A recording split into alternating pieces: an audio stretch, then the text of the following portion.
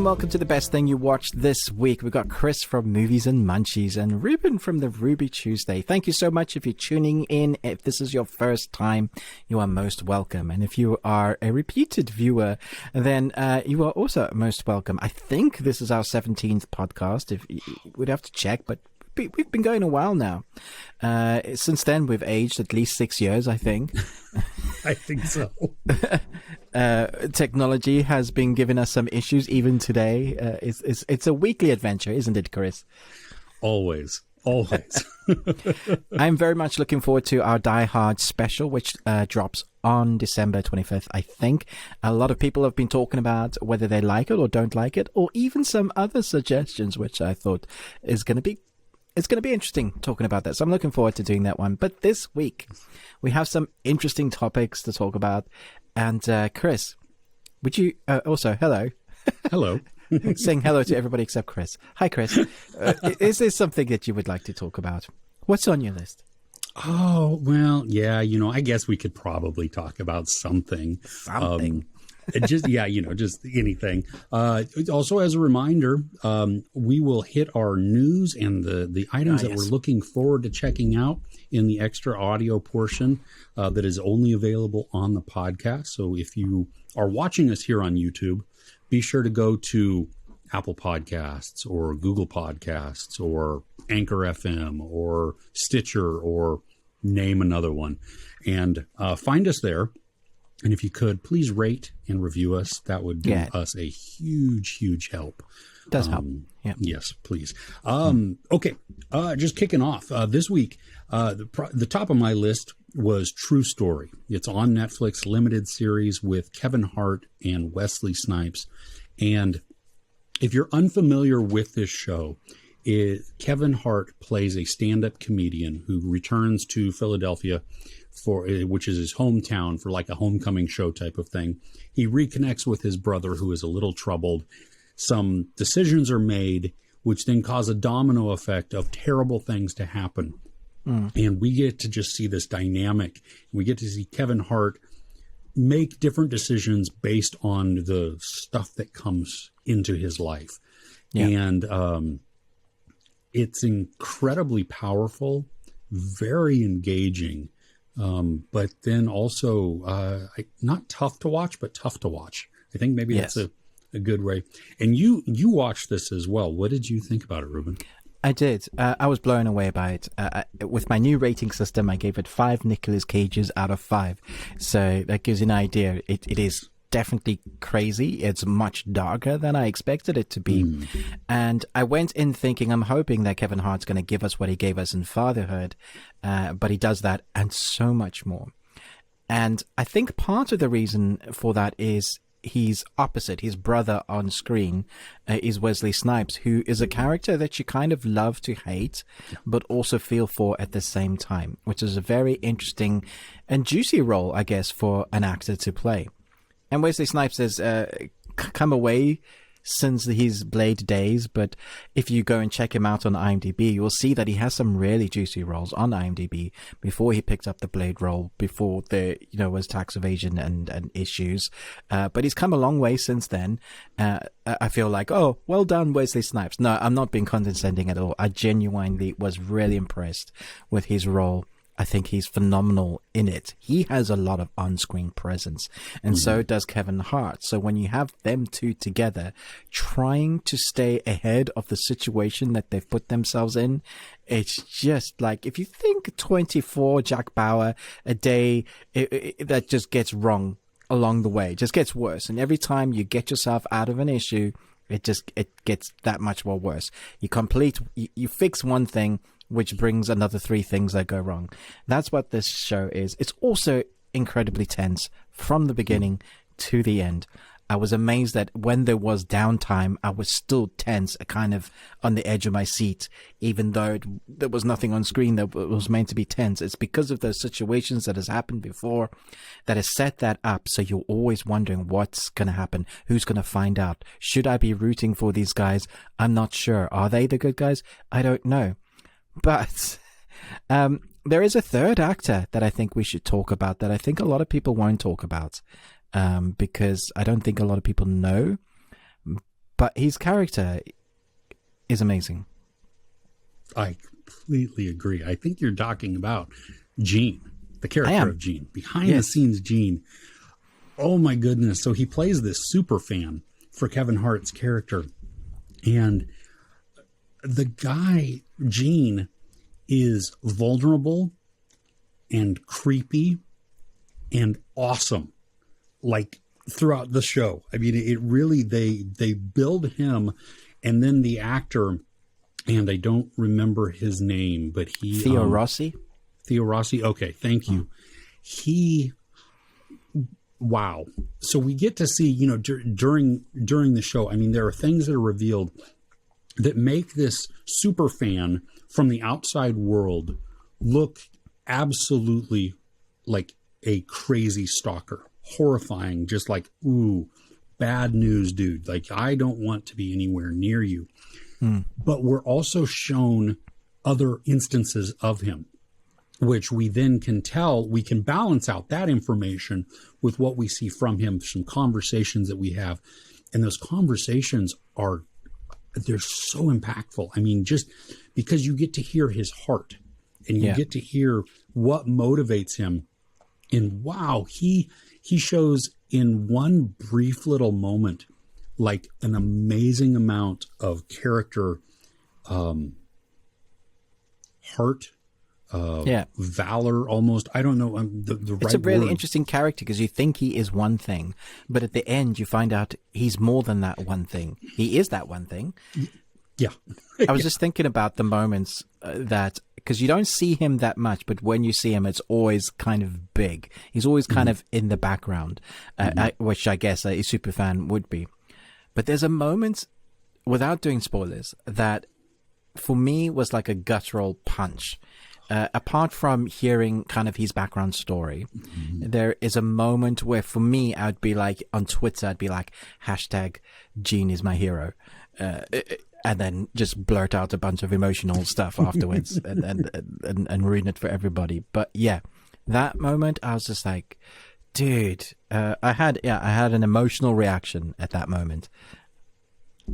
Yeah, which I think is really good. It speaks to the quality of the character that he has created, because he is off-putting at times, and he is like, oh, I get weird vibes from you, and then he approaches the character almost as this mousy type of thing, where he's apologetic. He knows that he might be a little much, and yet he's unable or unwilling maybe to rein it back in, but yet you don't hate him in this, that it makes sense, especially as you see the whole picture of who he is. And going back to Wesley Snipes also, wow. I mean, the maturity of his performance too, because he brings an intensity to his role and to his character without having to be over the top, without having to be this larger than life. I mean, he can bring that too, but there is some frustration that he shows. There is some just exasperation, desperation even. And then that's mixed with the brother dynamic that he and Kevin Hart have. And those two together, I mean, they feed off of each other so well. Yeah. I couldn't get enough of them. I kind of likened the tension that the show brought to Uncut Gems. Oh, nice. I don't know. Have you seen? No, it's one movie? I've avoided. Yeah. It's one that you're like, I'm not sure I can watch this again, because not that it wasn't good and not that it wasn't well made. It's because it's unrelenting in that pressure. And that's how this was. I mean, we have moments where nothing is really happening that is piling on the tension, in this, where, Kevin Hart will be having a conversation with part of his family, or just a manager, or, somebody like that. Just random things are going on, but it's always in the background. This looming, for sure, anxiety is just there, and you feel it. And it's like, it's something. something bad has already happened. What else is going to come? And we just see that domino effect of, oh, and yet I can't tear myself away from it at all. It definitely seems to be one of those that is not garnering enough attention. It's something that I want people to watch, from the trailers and our reviews. Normally you can tell like a percentage of that, of how many people are actually going to watch it. And I do hope that this garners more attention than it's currently getting. Because it's definitely worth it, which is why I think it's a good place for our first thing that we talk about. Because, thoroughly enjoyed in a very intense way, if that makes sense. Total makes sense. And talking about intense, I'm going to switch the genres of what we normally talk about on the back of all the manga adapted content that we've been seeing from Netflix, like Hellbound, like we had recently. I've been getting into manga, and it's my first proper foray. Is that the right word? Foray, yeah. Into the world of manga. Because I read loads of graphic novels. I always have done. I read loads of novels. I love reading. If I'm not watching, I'm reading. Or building Lego, because I'm a child. But there's one... Nothing wrong with that. Yeah, adult Lego. I have some very cool designs. Just saying. Junji Ito, who is... I guess he's a very dark storyteller, but the one I'm currently reading, that I finished, called The Death Stench Creeps, or Goyo, has a story that's basically a script that you could adapt. Like it's a storyboard that you could adapt to a TV series, which I hope one day they do it justice and do it that way. But yeah, it's about animals that, starts off about animals and ends up in another place entirely. Like a horror story that starts off in Maine, you always know that it's going to be mental when it eventually ends. Unless you're doing a Stephen King ending, then you may do something completely different. But yeah, I'm just going to give you an example so I can show you the artwork, because that'll give you an idea. Because we did way back when we did our animal horror. Yes. And sharks were a lot in that, because there's a lot of really bad sharks.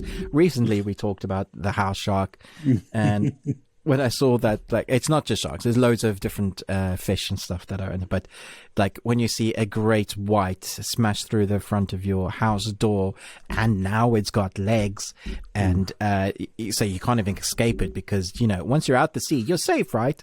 And this, not so much.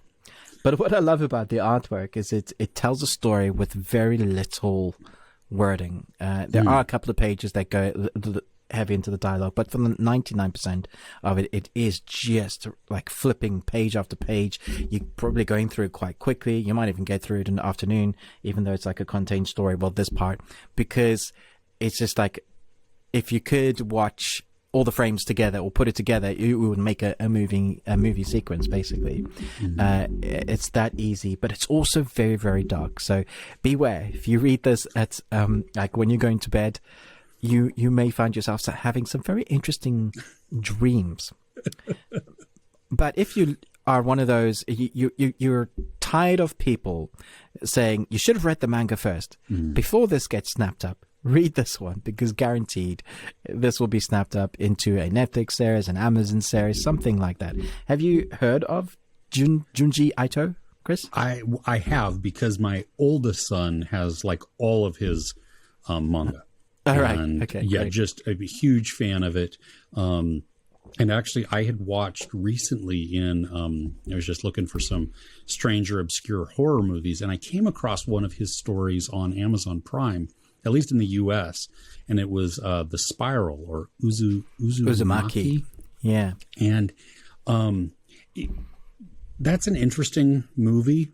It has some body horror in there, some almost like it touches on cosmic a little bit. It was definitely inspired by what's his face? Lovecraft. Yes. I think you could see that.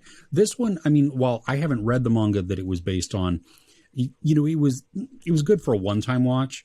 Not something that I would revisit. I mean, not only because it was very weird, but it was also, I mean, it was slower and stuff. But they did have some cool key moments within there. but I think it shows the imagination of Junji and to show what he, creates. And so that is very intriguing. When I was telling my son about it, he was asking me, well, did they do this or did they do this? And I was like, no, I don't remember that. And he's like, they missed the entire heart of the, the story, the gut punch moment or whatever. I'm like, oh, well, okay. Maybe that's why I'm not like, oh my gosh, I have to rewatch this. But this, I hope, like seeing that and hearing that, it sounds like it could have huge potential for a really well done show if done properly. You know what I mean? Properly. If invested in it and going for it. And whether they make that as an anime or they choose to do a live action adaptation of that, both could be. I think they would probably have much more success because they could do whatever they wanted with an anime, by actually just, because come on, it's so much easier that way. I think though about, you're talking about, a shark out in the middle of the ocean. Well, if the shark has legs, that means it can climb into the boat now and get me. No, thank you. I'm good. Man. Yeah. It is great, and it does make you squirm a bit. It makes your imagination go like, you thought your imagination was weird until you've read Junji Ito, basically. Yeah, that's what that is. Fantastic artwork, great storytelling, but definitely on the weird side. Yeah, which is great. Yeah. You need some that fully embrace it. But I think that's why, Hey, Netflix or Amazon Prime or budding producers, whatever. If you're listening or watching this, really snatch this up, but do it right. Embrace the full weirdness that it is, because you need to be able to capture that in a way that is effective. Otherwise, you get a cheap knockoff that doesn't satisfy anybody.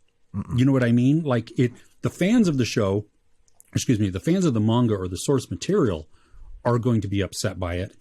And then your regular people who don't know about it are just going to be like, well, that's not good. And that was terrible. Why would I want to check out more of his stuff? Like the Death Note live action movie. I've heard that was terrible. I didn't watch it, but I've heard that was sad. Yeah. So see, that's what you don't want. You don't want to do stuff like that, because it then turns off people from potentially checking out and being exposed to more of that. Because the manga and anime from Death Note are incredible. The story is amazing. Yeah. All right. Enough of our manga tangents. Hey, that's what we do. We go on tangents. Absolutely. I love it. What's next on your list? Okay. So Hawkeye came out on Disney Plus. I didn't get a chance. I didn't get a screeners for it, so I just watched it when it came out. And I've seen on Twitter a lot of negativity, I think, towards the show, which I don't get. They're saying the plot was terrible or it was just all over the place. For me, I love Jeremy Renner in the role. I think he's probably my favorite Avenger. And I'm not sure I would have said that pre this. I really like him and I really like his character. I like how real he is, or real he seems. You know what I mean? Like, he's a regular dude. He's not rich like Tony Stark. He's just a guy. He lives on a farm, and so they bring in some of that. The snark that he has as his character. And now, he's kind of he's done. He's fed up. He's moved on from this. He's done his thing as Hawkeye and trying to just be a regular person. And I love what the show has done by we're seeing a post-snap or post-in-game world and him living in this and what that means. Haley Stanfield, a lot of fun. Their banter back and forth, I really like. Now, I haven't read any of the comics, but from what I've gathered is that Kate Bishop becomes the new Hawkeye at some point. I think she's been prepped to be the new Hawkeye. Yeah. And like I like that, and I like how they're doing this. Something that I totally appreciated in the first episode of Hawkeye. So we get to see Haley, or we see an opening sequence that happens like during the original Avengers. And then they show us the title sequence. And within there is all this animation, and they give us an incredible amount of character development on Kate Bishop without having to do anything in just this little thing, because it's just an animation. And so we see her character, excelling at archery and fencing and all of these sports. So now when we catch up to her as a young adult, we don't need to see all of that. We don't need to have these discussions because they showed it to us in that little bit there. And I just thought, that was a really unique way of doing that, because how interesting is it going to be for us to watch? And well, I mean, it would be kind of interesting to watch her do it all out. It would just be a montage, though, wouldn't it? But that's all it would be. Yeah. You're right. And so this was just a different way of doing it. And I thought it was really fun. There were some moments that stood out to me within the first two episodes that made me laugh out loud. That just, I mean, it endeared me even more to Jeremy Renner and to his, his character. I'm curious at where it's going, but I'm having a blast. It's very short. It's only 6 episodes. Yes, and they're not long episodes either. No. So they're, but we saw with Loki, Falcon and Winter Soldier, right? That was a short. It was 7, series. I think. Yeah, and I mean, there were portions that felt maybe a little rushed here and there, but for the most part, we got some good character arcs, and so I'm hoping that that's what we get within this. Did you get a chance to see this? Yeah, I did. Like you, I didn't get screeners, but I was promised them after like 13 emails going back and forth, going, you're definitely getting them.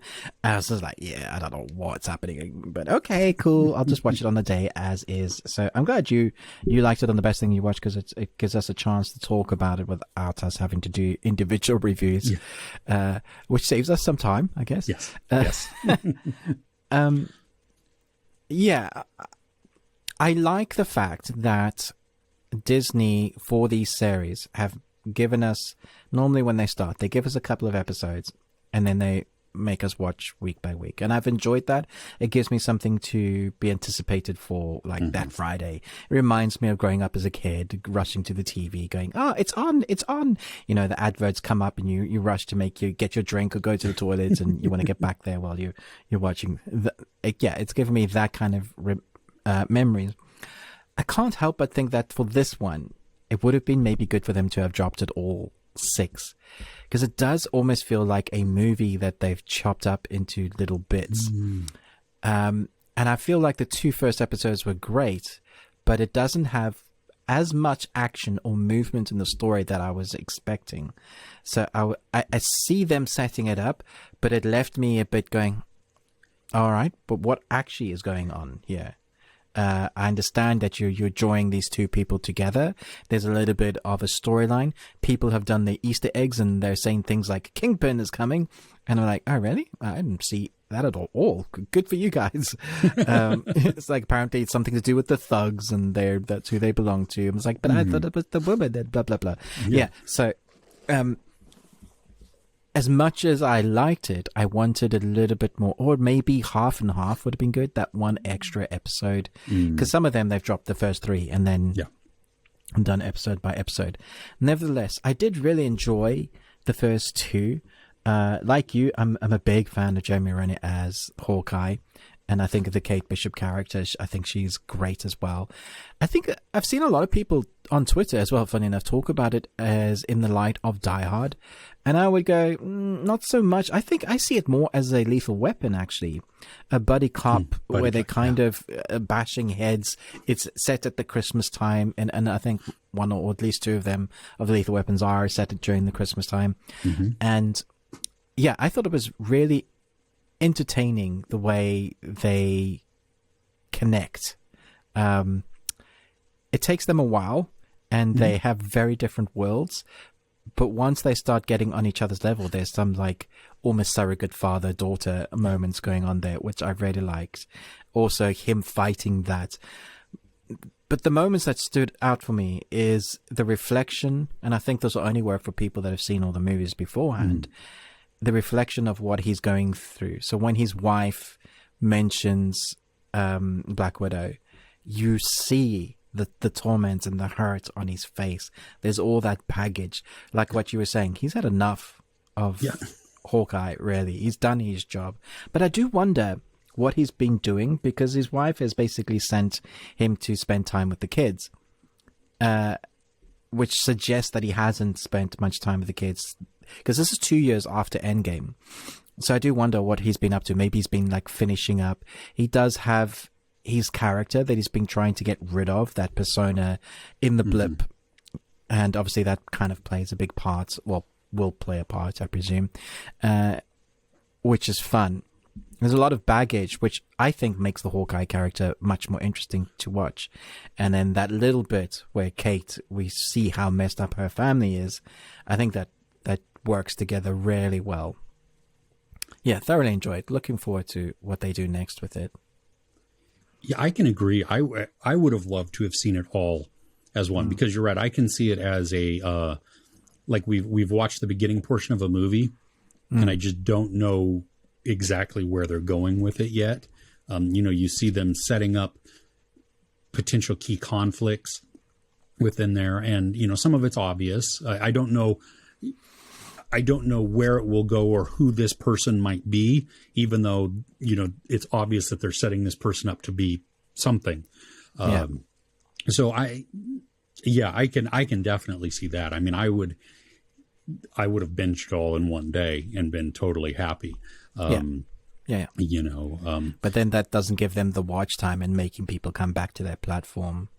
Correct. Yeah. Because I think this is leading up to the end of the year, which then they kick off with Book of Boba Fett.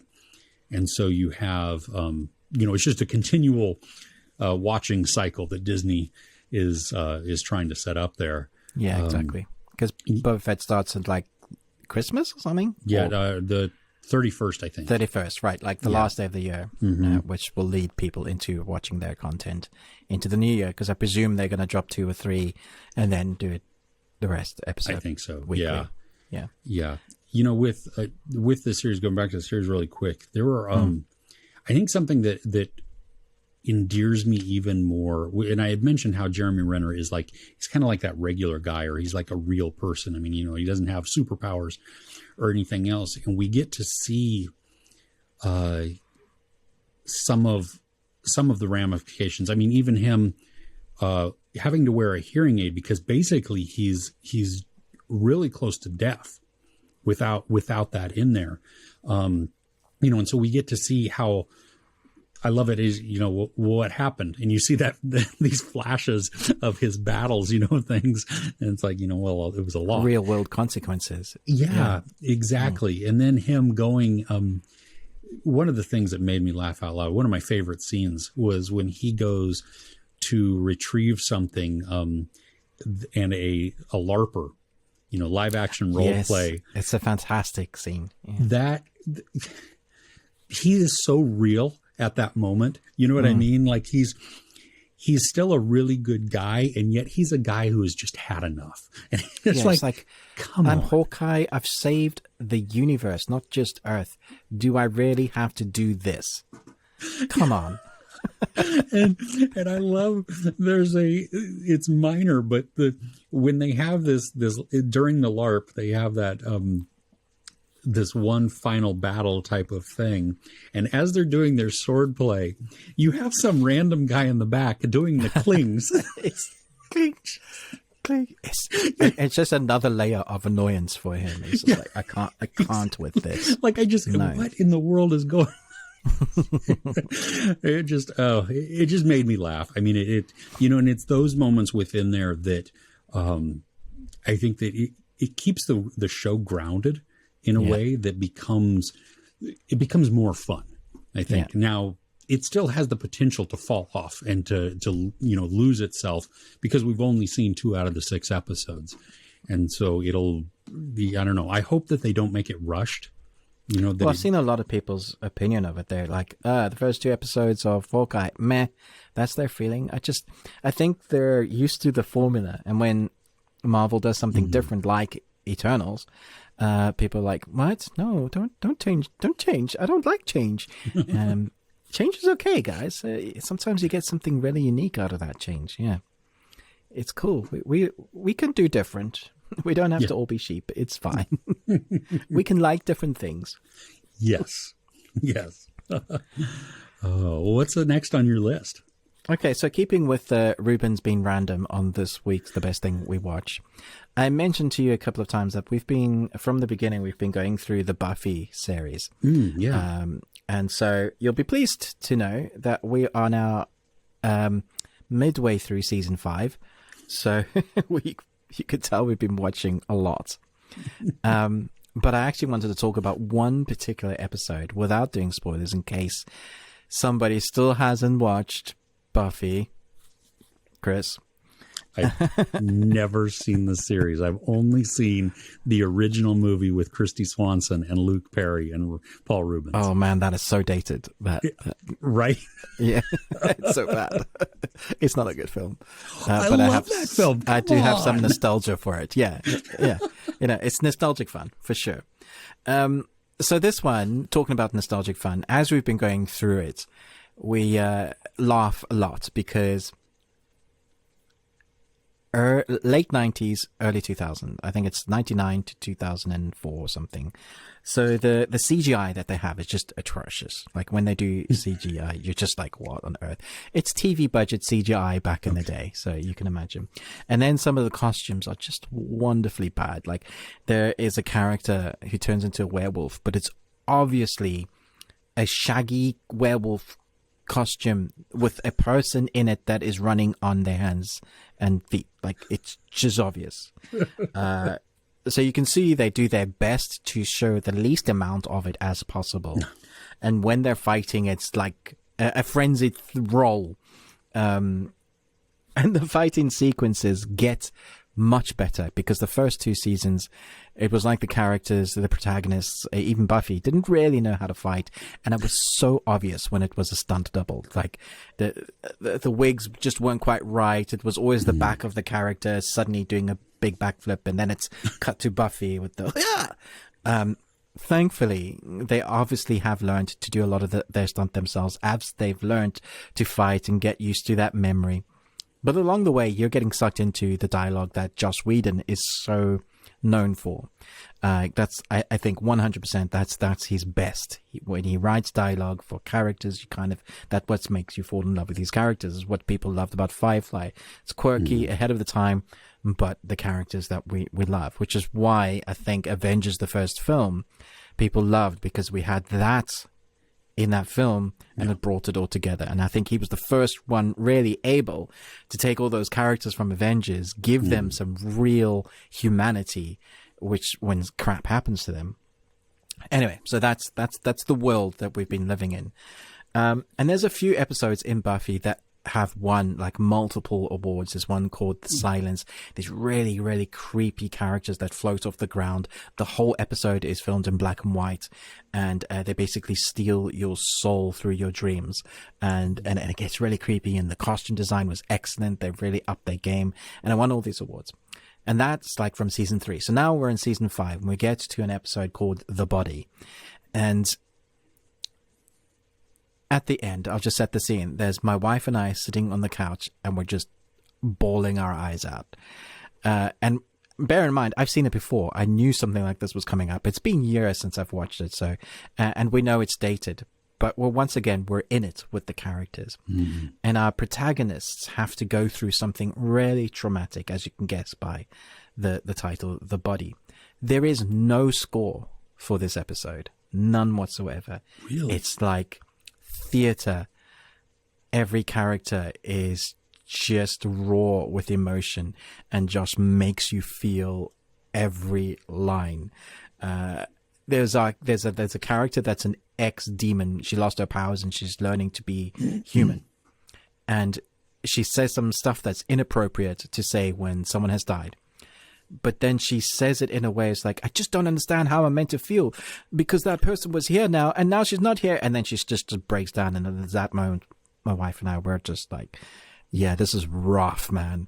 And I was just amazed years later watching some random episode, season 5, episode 13 or something called The Body.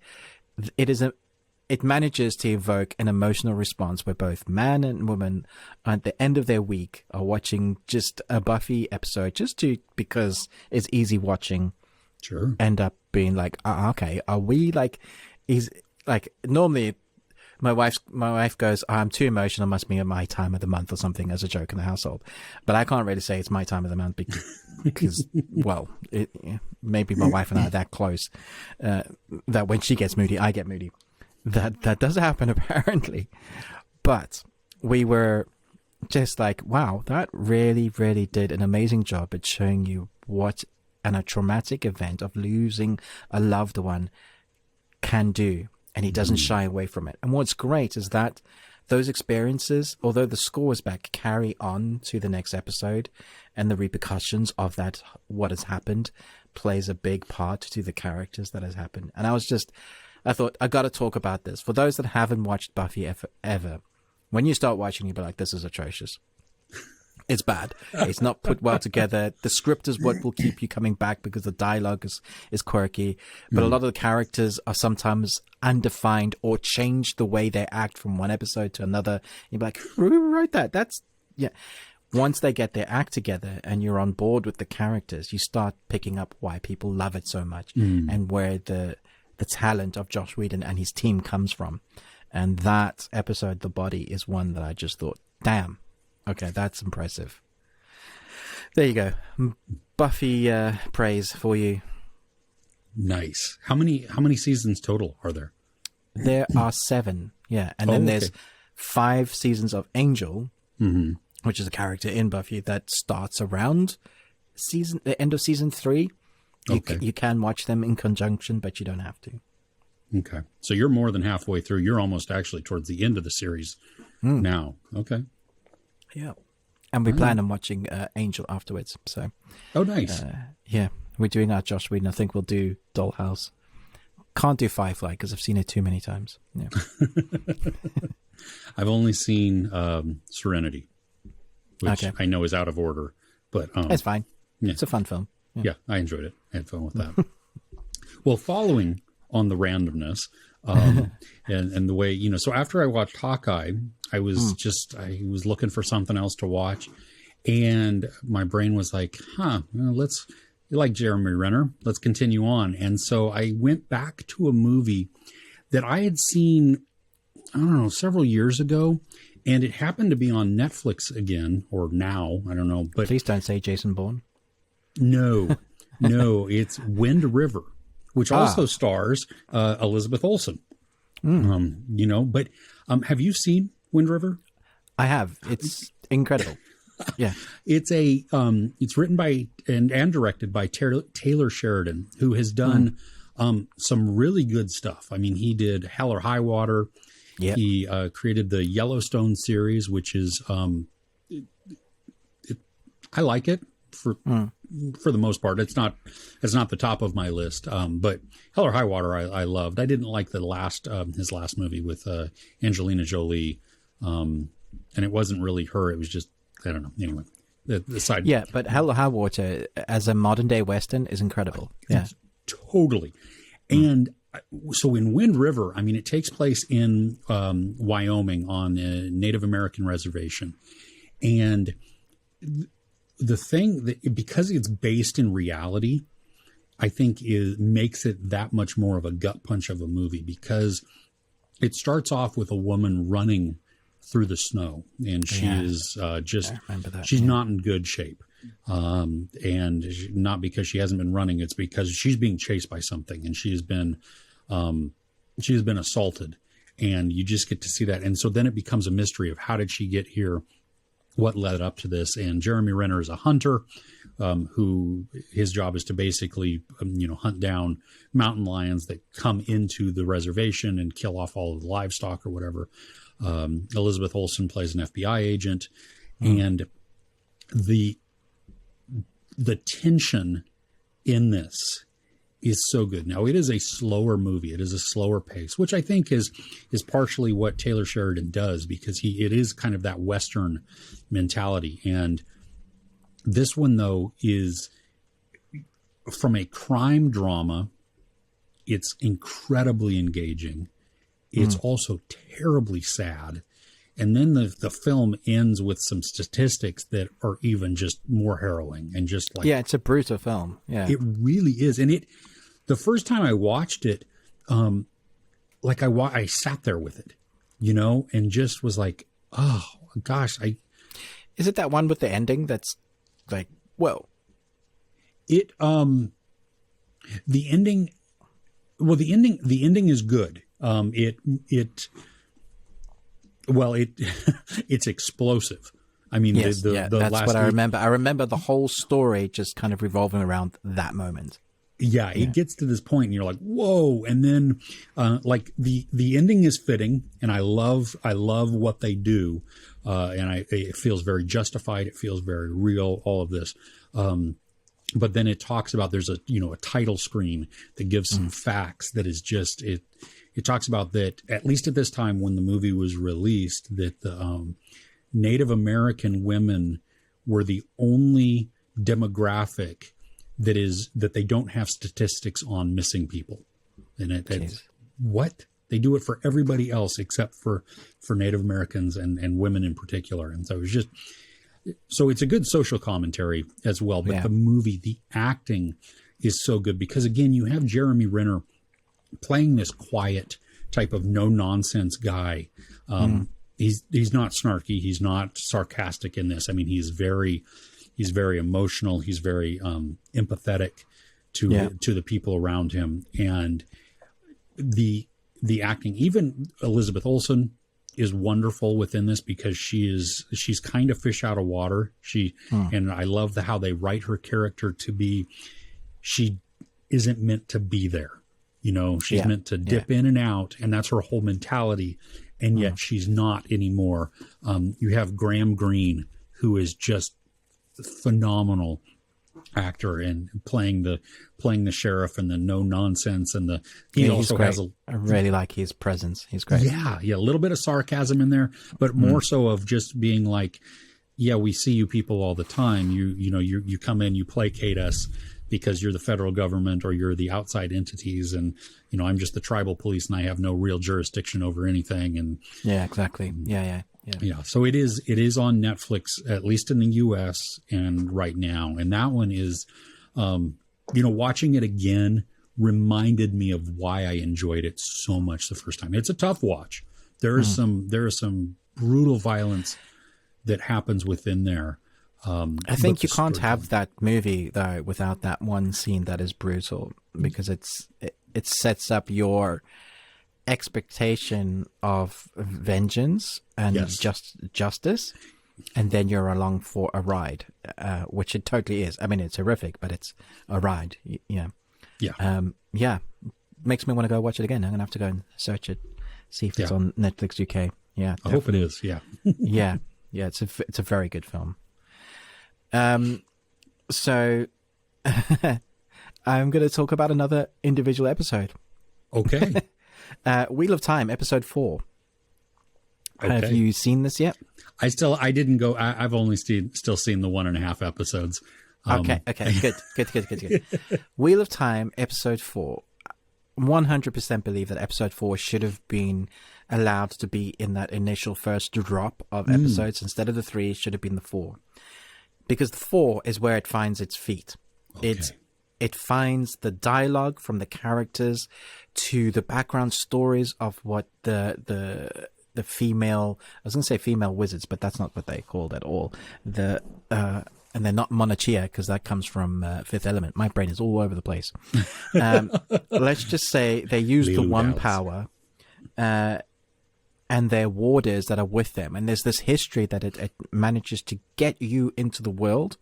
I thought this was a better episode. It's almost to be great, like Out of Time as a pilot, because it gives you history on the characters, exactly what is happening, who are the main players. And then the last 20 minutes is a phenomenal basic action scene, and that showcases what they can do. So if you liked that action scene, when you get to see how they use magic in their world, you know, when is it Rosamund Pike? She's drawing it in. And it's got that white kind of halo that's big, and then she's able to control it and throw it. There's a lot of that going on there with multiple users, with an army of some sort. And then you have the characters, because the team is kind of split up. You dip in and out of what is happening with them, but for the most part, it's arc. And I think they've done that on purpose, because 4 is halfway through, I think, because it may only be 7 episodes, 7 or 8. It's a very short season as well. But this is where I was like, wow, if the series had been like this from the beginning, I don't think there would have been nearly as much complaints, because it really gives you an idea of what the characters are about. It feels like, having not read the books, it feels like it's been true to its origin source. And having seen all the comments now, people have said, yeah, this episode was great. I have faith in the series now, which is, I think, people that were worried because they didn't really like the first 3, kind of breathing a sigh of relief. Everything that I wanted the show to be, like what it should be, is in that episode. And I don't want to do like plot moments or anything, because it's really fun to go along on that journey and to not do spoilers for that. But yeah, worth checking out for that episode alone. Yeah. Okay. Well, I'm going to have to then give it a try, because I was, well, I had my own issues and my own little hang-ups. Yeah. You were Lord of the Ringsing. I was. But hearing that, it makes you curious at why, when they have maybe such a strong episode like this one, did they not realize how strong it was, or did they, to separate it out from the first 3 that, where the fan reactions have been kind of mixed, with these first 3 episodes, and they're like, well, did you just not understand maybe how powerful episode 4 was, that you separated it out? Because if it's again the powers that be want the audience to continue to be on their platform weekly. But there are some shows that they should just bite the bullet with and say, we need to put this out all together, so audiences can get the story in a whole, because sometimes those bite-sized pieces don't work. Masters of the Universe Revelations is a prime example. The first 5 episodes of that, killing off He-Man twice, left fans, because they changed so much, they were pissed. I mean, the diehard fans were pissed. And even now, they're pissed. And so the next 5 kind of explains what happens in the first 5, but then you left them stewing in a bunch of hate and toxicity for months. Had you dropped the first 10 altogether, it explains a lot what's going on. And they do change some things, and there definitely still would be crumblings, because even on my review now, where you can't see the thumbs down, I have like 100 likes and 50 down. So they're still there. They're just hidden somewhat. But sometimes you do need to drop them. Like we were talking about Hawkeye. It might have been better if they dropped them all together. I think The Wheel of Time is probably a prime example of that same thing. Because again, it's a story that if you leave week on week, you leave yourself in the middle, you don't really get the whole idea, and you don't really know how good it is until you've seen it. But then in between the weeks, people are going, this is rubbish. Yeah, well, and it's a dangerous proposition to have 3 episodes drop. I mean, that's a chunk of time. It is, yeah.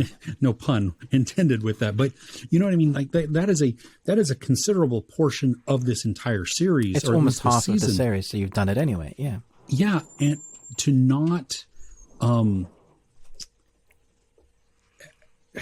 am I trying to say?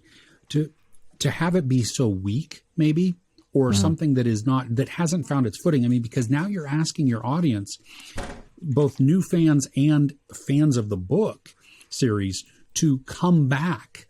That, you've given me 3 episodes. You've really shown me, I mean, you have almost 3 hours worth of content, and you've shown me that you're not really sticking the landing with this. That's a hard proposition for me to come back the next time. And I mean, I think that's always going to be a tension that we're going to continue to see, because you're right. The platforms want the continuous eyeballs coming back, week after week. Okay. And fair enough. That makes sense. I mean, it's a business, right? They're trying to maintain their longevity within this.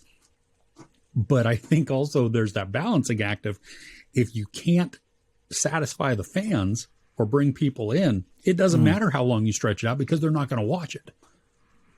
So, Netflix, I mean, that's the reason why I think they'll keep staying around and being at the top of the game, because they're like, we've bought this, we'll put it out now. Let people watch it. And, they'll do trailers for it. They'll get the marketing out there, do all the good stuff that goes along with the series. But, there's very few that they do weekly. And that's probably because they share the licenses. So they buy the licenses and are allowed to put Riverdale on week by week.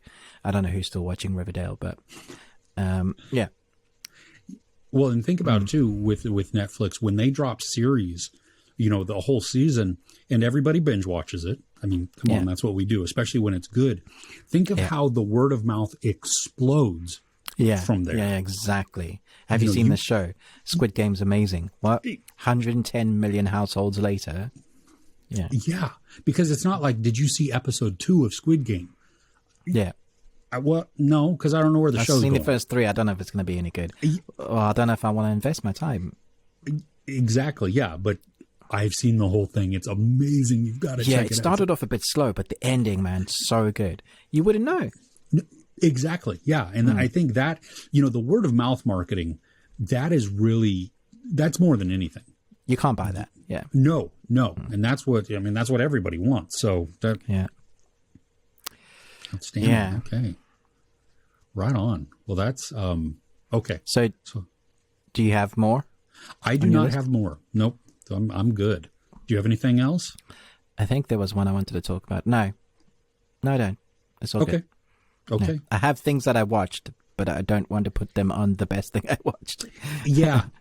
I was being a little choosy, and it was actually at the beginning of the week I was a little like, I'm going to struggle for things, I think, because there's a lot of things I watched, but not a lot of things that I'm like, yes, I've really enjoyed this. This is amazing. Yeah. Yeah. and I don't want to add, well, this was the okay thing we watched this week. Yeah, it was better than absolute poo, so it's going to make the list. That's not maybe fun. You want to watch it? Yeah, that's a recommendation and a half there, isn't it? Who's going to go into that after that? Oh yeah, definitely sold now. Yeah. Oh goodness. Well, hey, we're reaching the end of our the video segment. As always, you can always go over to the podcast and hear the entire version of that.